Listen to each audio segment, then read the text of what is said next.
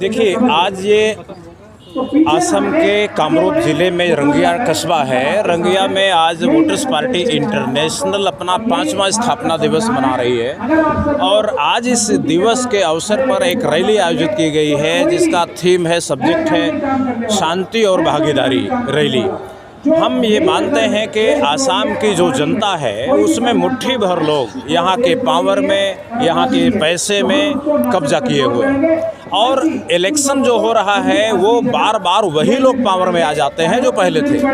यहाँ का बोडो समाज का आज तक कोई मुख्यमंत्री नहीं बन पाया, यहाँ का आदिवासी समाज का कोई भी मुख्यमंत्री नहीं बन पाया, यहाँ के जो पिछड़े वर्ग हैं, ओबीसी के लोग हैं, कभी सीएम नहीं बन पाते। तो हम आज हमारी पार्टी ने ये तय किया है कि ये जो 5 साल तक एक आदमी मुख्यमंत्री बना रहता है, हम उस परंपरा पर रोक लगाना चाहते हैं। हम अपील करना चाहते हैं कि भाई हेमंत बिस्व शर्मा जी बोडो समाज को भी अधिकार दें, उनको मुख्यमंत्री बनने दें, विकास करने का मौका उनको भी दें। किसी 1 साल तक के लिए आदिवासी मुख्यमंत्री को मौका दे दें, वो भी विकास करें। कम से कम जब आदिवासी आदमी मुख्यमंत्री बनेगा तो देश उत्तर आसाम के आदिवासी ये समझ पाएंगे कि ये प्रदेश हमारा है। उनके मन में जज्बा पैदा होगा कि हम आगे बढ़ें और हम भी विकास करें, हम भी आगे सोचें।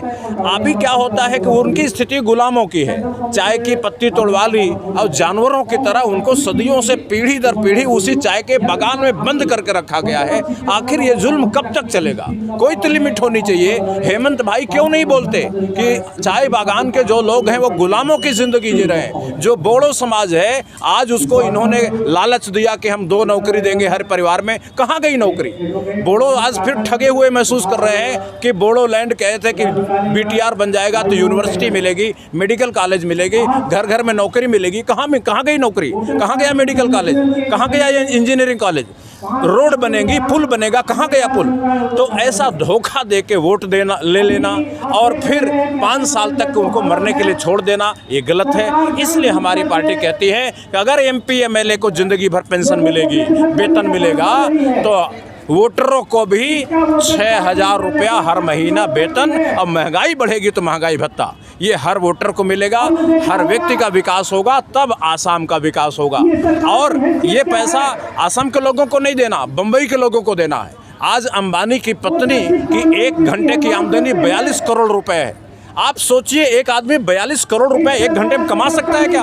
ये लूट है कि कमाई है? और प्रधानमंत्री मनमोहन सिंह जी, प्रधानमंत्री मोदी जी, पार्टी आज कई सालों से ये काम कर रही है। आप सब जानते हैं कि वोटर्स पार्टी कह रही है कि मशीनों की जो कमाई है उसमें वोटर को हिस्सा मिले, प्राकृतिक साधनों की जो फ्री की कमाई है वोटर को हिस्सा मिले। ये बात बहुत दिनों से उठा रही है। आज सरकार किसान सम्मान निधि जो लोगों का 8,000 का अधिकार था 500 रुपये महीना दे रही है।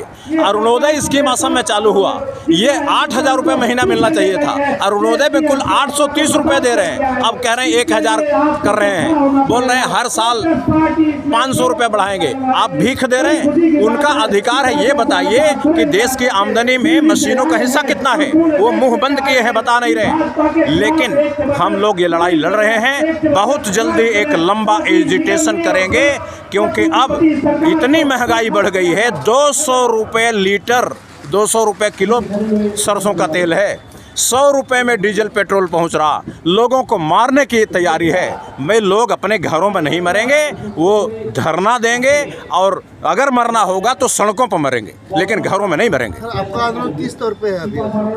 बीच में आप लोग तो देखिए, लॉकडाउन में तो सबका पता नहीं था भाई। लॉकडाउन में तो देखो लोगों की जान बचानी जरूरी थी, इसलिए वोटर्स पार्टी का काम भी प्रभावित हुआ।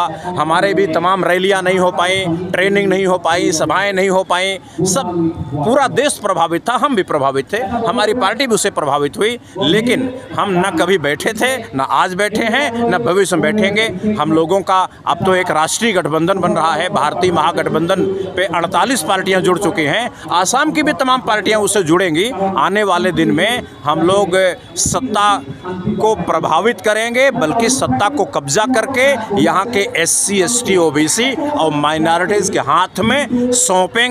और जब तक सत्ता यहाँ के SC, ST, OBC माइनॉरिटी के हाथ में नहीं जाएगी, हम लोग चैन से बैठने वाले नहीं हैं। जो ST चीफ मिनिस्टर था उसकी पोजीशन ये है कि वो भारतीय जनता पार्टी के कब्ज़े में था, उसका नौकर था। अब वो भारतीय जनता पार्टी जो अपर कास्ट की स्पेशली जो बिगड़े हुए हिंदू हैं, जो दंगाई हिंदू हैं, उन दंगाई हिंदुओं का रिप्रेजेंटेटिव अगर सीएम भी बन गया तो कुछ नहीं कर सकता। हम एक आज़ाद सीएम की बात करते हैं जो अपनी मर्जी से कुछ कर पाए, जो गरीबों के कंधे पर, आदिवासियों के कंधे पर खड़ा हो, वो बीजेपी के क्रेन से लटका हुआ ना हो। वो जिस चीफ मिनिस्टर की आप बात कर रहे हैं वो बीजेपी के क्रेन से लटका हुआ था, इसलिए वो तो दिल्ली में बेचारा हमारे साथ था और दिल्ली में लड़ाई लड़ता था कि वोटरशिप मिलना चाहिए, और आसाम में जब मुख्यमंत्री बना तो 5 साल तक जुबान से नहीं बोला कि वोटरशिप मिलना चाहिए। क्यों? वो चीफ मिनिस्टर क्रेन से लटकाया हुआ है, वो तो चीफ मिनिस्टर था ही नहीं, वो दिल्ली का एजेंट था, एजेंट। हम असली सीएम चाहते हैं। আজি প্ৰগ্ৰামটো হৈছে ভোটাৰ্ছ পাৰ্টি ইণ্টাৰনেশ্যনেলৰ 1917 চনৰ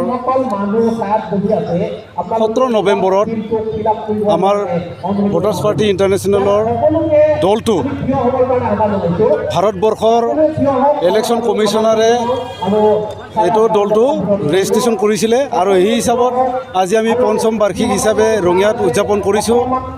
আৰু আমাৰ ভোটাৰ্ছ পাৰ্টি যিহেতু 2011 চনত এই যিটো আমি ভাত্তা বিচাৰিছোঁ ভোটাৰসকলৰ মাহিলী ভাত্তা, এইটো 2011 চনৰ 2 ডিচেম্বৰত পাছ হৈ থকাৰ পিছতো পুঁজিপুতিৰ কাঠপুতলাৰ দৰদী নেতাসকলে এই আইনটো হ'বলৈ দিয়া নাই, যাৰ কাৰণে আমি ভোটাৰ্ছ পাৰ্টি ইণ্টাৰনেশ্যনেলে এতিয়া ৰাজনৈতিকভাৱে আমি ওলাই আহিব লগা হৈছে। আৰু এই উদ্দেশ্যৰে আজি আমি পঞ্চম বাৰ্ষিক হিচাপে আমি ৰঙিয়াত বাৰ্মিজ খেলপথাৰত এইখন মানে মহাৰিলি হিচাপে আয়োজন কৰা হৈছে। বিশিষ্ট অতিথি হিচাপে আমাৰ নীতি নিৰ্দেশক ভৰত গান্ধী ডাঙৰীয়া আহিছে, তাৰপিছত সুপ্ৰিম কোৰ্টৰ পৰা এজন উকিল আহিছে, অধিবক্তা, তাৰপিছত আমাৰ ৰাজ্যিক সমিতিৰ সভাপতি আছে, বিভিন্ন আৰু ৰাষ্ট্ৰীয় সভাপতি সভানেত্ৰী ববিতা শৰ্মা গোয়েল বাইদেউ তেখেতেও আহিছে, হাইকোৰ্টৰ ছিনিয়ৰ এডভকেট, ঠিক তেনেকৈ শিৱাকান্ত গোৰখপুৰী তেখেতে দিল্লীৰ পৰা আহিছে, সাধাৰণ সম্পাদক all India voters party international. ৰাইজক মানে আমি এইটোৱে আহ্বান জনাইছোঁ যে আজি আমি ৭৫ বছৰেদি ভোট দি আহি আছোঁ, ভোট দিয়াৰ বিনিময় এটা আমাক লাগে, আৰু এই বিনিময়টো আজি ছোনিয়া গান্ধীৰ দেশত যিটো নেকি কংগ্ৰেছৰ সভানেত্ৰী এটা সময়ত, এই ছোনিয়া গান্ধীৰ দেশত বৰ্তমান ৯০,০০০ টকা কৰি পায় পাৰ ভোটাৰে, আৰু ৪০খন দেশত ভোটাৰ ভাত্তা হিচাপে এটা বেলেগ বেলেগ নাম আছে। ব্ৰাজিলত ডেম'গ্ৰেন, ঠিক তেনেকুৱা বিভিন্ন নামাকৰণেৰে এই ৪০খন দেশত মানুহক পইচা দিয়া ব্যৱস্থা কৰিছে। ঠিক তেনেকৈ আমাক ইণ্ডিয়াতো ভোটাৰসকলক পইচা দিয়া ব্যৱস্থা এটা আইন বনাব লাগে। আমি খালী নেতা সলনি কৰি আছোঁ, নেতা সলনি কৰিলে নীতি সলনি নহয়, আৰু নেতাই সদায় জনতাৰ কাৰণে একো নকৰে, তেওঁলোকে পুঁজিপুতিৰ কাৰণেহে কাম কৰি এইটোৰ কাৰণে আমি কৈছোঁ যে আমাক এতিয়া জনতাৰ দিন আহিছে, জনতাক আমি মান্যতা হিচাপে আমাক ন্যূনতম এটা আৰ্থিক ব্যৱস্থা আমাক দিব লাগে। আৰ্থিক আজাদীৰ কাৰণে এটা আন্দোলন কৰিছিল, যাৰ কাৰণে তেখেতক হত্যা কৰা হৈছিল RSSৰ দ্বাৰা, কিন্তু আজি সেই মহাত্মা গান্ধীৰ আধৰুৱা ৰৈ থকা আন্দোলনটোক বিশ্বআত্মাৰ নেতৃত্বত আমি আন্দোলন কৰি আছোঁ।